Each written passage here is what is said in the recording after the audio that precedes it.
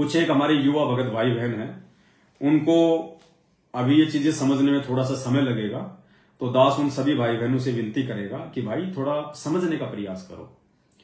राम ऐसा है, हमारा जन्म भी हिंदू धर्म में ही है, और मुसलमान धर्म में होता तो क्या हो जाता भाई है? ये धर्म कोई परमात्मा ने थोड़ी बनाए हैं, ये धर्म तो हमारे ढोंगी संतों ने बना दिए, इन पाखंडियों ने बना दिए, जिनको ज्ञान था नहीं इन शास्त्रों का। परमात्मा ने थोड़े को ठप्पा लगा के भेजा है कि तू मुसलमान है, तू हिंदू है, तू जैनी है, तू फारसी है। अरे नानक जी थे, नानक जी से कौन सा धर्म चला? सिख धर्म। नानक जी ने चलाया ना सिख धर्म। और नानक जी का जन्म कौन से धर्म में हुआ था? हिंदू धर्म में। नानक जी का खुद का जन्म हिंदू धर्म में हुआ। आगे चल के उन्होंने जो पंथ चलाया, लोगों ने उसको सिख समाज बना दिया। नानक जी ने थोड़ी चलाया था कोई कि भाई मैं ये सिख धर्म चला के जा रहा हूं, बन गए अपने आप। तो इन चीजों को समझने का प्रयास करो भाई हो। धर्म केवल एक ही है, ना कोई हिंदू धर्म है, ना कोई सनातन धर्म है। सनातन हम हिंदुओं को सनातन की परिभाषा का नहीं पता। सनातन किसको कहते हैं? ये कहते हैं कि हमारा हिंदू धर्म तो सनातन धर्म है। क्या होता है सनातन धर्म? हिंदू धर्म 3000 साल पहले आया है। उससे पहले कहां था हिंदू धर्म? आदि शंकराचार्य के बाद से हिंदू धर्म नाम पड़ा है। आदि शंकराचार्य से पहले हिंदू धर्म कहां था? हजरत मोहम्मद जी ने यह मुसलमान धर्म चलाया, उससे पहले कहां था इस्लाम? 2500 साल पहले ईसा मसीह जी के बाद से ये ईसाई धर्म चला है, ये मुसलमान धर्म से निकला है। कहां है ये? क्या है? धर्म केवल एक ही है, मानव धर्म। अगर आप में धार्मिकता है, आपके अंदर मानवता है, आपके अंदर इंसानियत है, तो आप धार्मिक हैं, वरना कोई धर्म नहीं है। परमात्मा ने हिंदू की क्या परिभाषा बताई पता है? हिंदू कौन है? जो बीड़ी पीता है वो हिंदू नहीं है, वो दुष्ट है। जो भांग, तमाकू, सिगरेट, हुक्का, कोई भी नशा करता है वो हिंदू नहीं है, वो दुष्ट है। जो शराब पीता है वो हिंदू नहीं है, वो दुष्ट है। जो ब्याज लेता है वो हिंदू नहीं है, वो दुष्ट है। जो चोरी करता है, जारी करता है, झूठ बोलता है, छल कपट करता है, मिलावट करता है, 2 नंबर के काम करता है, वो हिंदू नहीं है, वो दुष्ट है। जो गीता जी में लिखी गई शास्त्र विधि को त्याग के मनमानी भक्ति करता है, वो दुष्ट है, हिंदू नहीं है। जो ब्रह्मा विष्णु महेश की जो पूजा करता है वो हिंदू नहीं है, वो दुष्ट है। जो 33 करोड़ देवी देवताओं की जो पूजा करता है वो हिंदू नहीं है, वो दुष्ट है। गीता जी मना कर रही है। जो हरे राम हरे कृष्णा राम राम राधे राधे श्याम मिला दे जय गणपति, जो इस तरह के नाम जाप करता है, जयकारे लगाता है, वो हिंदू नहीं है, वो दुष्ट है। क्यों है? क्योंकि वो अपने ही धर्मशास्त्रों के खिलाफ भक्ति कर रहा है, आन उपासना कर रहा है। और आन उपासना को परमात्मा ने सबसे बड़ा अपराध बताया। और अपराध कौन करता है? अपराधी, दुष्ट। गीता जी अध्याय नंबर 8 श्लोक नंबर 13 क्या लिखा हुआ है? ओम इति एक अक्षर ब्रह्म व्यवहारण माम अनुस्मरण ये प्रयाति तजम देहम सयाति प्रमाम गतम।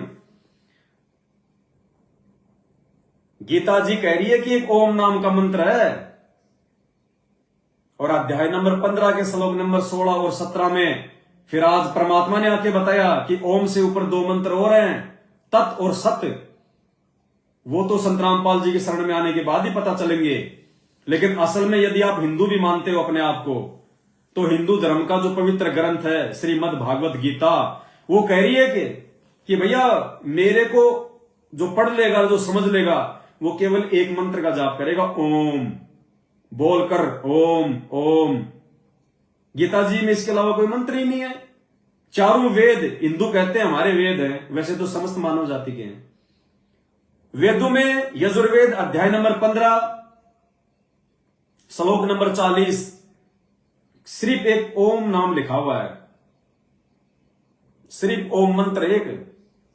इस ओम मंत्र के अलावा, और वो भी अधिकारी संत से यदि कोई ओम नाम का जाप लेके मंत्र जाप करेगा, वो अपने आप को हिंदू कह सकता है? बाकी हिंदू नहीं है कोई। और मुसलमान कौन है? मुसलमान है कोई? शराब, बीड़ी, गुटखा, पान मसाला, झूठ, चोरी जारी और गीता जी के अनुसार साधना ना करने वाला और कुरान के अनुसार साधना ना करने वाला वो मुसलमान नहीं है, वो दुष्ट है, अपराधी है परमात्मा का। सूरत फुरकानी 25 आयत नंबर 52 से 58 क्या कह रही है कि किसी बाखबर से जाके पूछ, वो तुझे बताएगा। कुरान का ज्ञान देने वाला जिसको मुसलमान भाई अल्लाह कहते हैं, वो खुद कह रहा है हजरत मोहम्मद को, जब जबरील नाम का फरिश्ता उसको ऊपर लेके गया, वो खुद कह रहा है कि भैया मुझे भी नहीं पता वो अल्लाह कौन है, वो परमात्मा कौन है।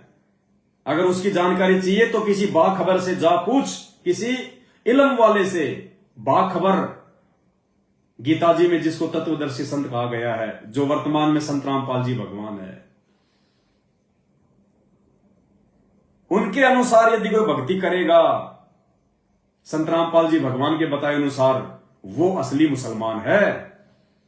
वरना ये मुसलमान नहीं है जो अल्लाह अल्लाह अल्लाहू अकबर 5 समय की नमाज कर रहे हैं, मंदिरों में जा जाके बंक मार रहे हैं, वो मुसलमान नहीं है। बकरे भी खा रहे हैं, भेड़ भी खा रहे हैं, गाय भी खा रहे हैं, जानवर भी खा रहे हैं और अल्लाह की इबादत कर रहे हैं। अरे उस अल्लाह की रूह को तो तुम मार के खा रहे हो, उस परमात्मा की आत्मा को तो तुम मार के खा रहे हो और उसी परमात्मा से दुआ कर रहे हो। वो पागल है क्या अल्लाह? अल्लाह पागल है क्या? तुम किसी आदमी से 5,000 रुपए मांगने के लिए जाओ और उसके बेटे को उसके सामने थप्पड़ मारो, उसको मार दो, वो तुम्हें 5,000 रुपए देगा? तो तुम अल्लाह का मतलब क्या होता है? भगवान, परमात्मा।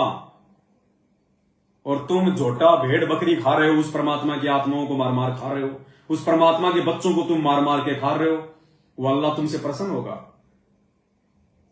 तो कोई भी मुसलमान वर्तमान में जो संत रामपाल जी भगवान के शरण में नहीं है, वो इंसान कहलाने के लायक नहीं है। कोई भी हिंदू जो संत रामपाल जी भगवान के शरण में नहीं है, वो इंसान कहलाने के लायक नहीं है। कोई भी सिख या जैनी जो संत रामपाल जी भगवान के शरण में नहीं है, वो इंसान कहलाने का अधिकारी नहीं है, क्योंकि वो अपने ही धर्मशास्त्रों के विरुद्ध भक्ति कर रहे हैं। और आन उपासना, मनमानी पूजा पाठ, ये परमात्मा ने बताया सबसे बड़ा अपराध है, सबसे बड़ा अपराध। तो ये भाई बहन इतने जल्दी नहीं समझ पाएंगे। इनसे भी मैं प्रार्थना करूंगा कि बेशक तुम जो मर्जी लिख लो एक कमेंट्स में, क्योंकि देखो भाई हमें परमात्मा ने जीवित मरना सिखा दिया। हम तुम लोगों की तरह नहीं है। हम लोग हिंसा में विश्वास नहीं करते, हम लोग मारकाट में विश्वास नहीं करते, हम लोग गाली गलौच में विश्वास नहीं करते। हमें परमात्मा ने जीवित मरना सिखाया है। यो गुरु ज्ञान विज्ञान वाणी, जीवित ही जग में मरो। और परमात्मा कहते हैं जीवित मर के देख ये सुरता, किसा आनंद आवहे। तो परमात्मा ने हमारे को जीवित मरना सिखाया। जीवित मरना उसी को कहते हैं, चाहे कोई गाली दे, चाहे कोई थप्पड़ मारे, चाहे कोई उल्टा सीधा बोले, चाहे मां बहन की गालियां दे, उनको हंसते हंसते सहन करना है जीवित मरना।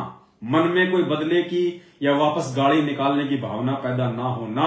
और ये गुण केवल संत रामपाल जी भगवान के सत्सेवक बच्चों में ही आ सकते हैं, बाकी संगत में भी नहीं आ सकते। तो पुण्यात्माओं, इन भाइयों का दोष नहीं है, क्योंकि इनके वो 75% जो प्रारब्ध है, उनका दबाव इतना भयंकर है कि इनको सच्चाई काल समझने नहीं दे रहा।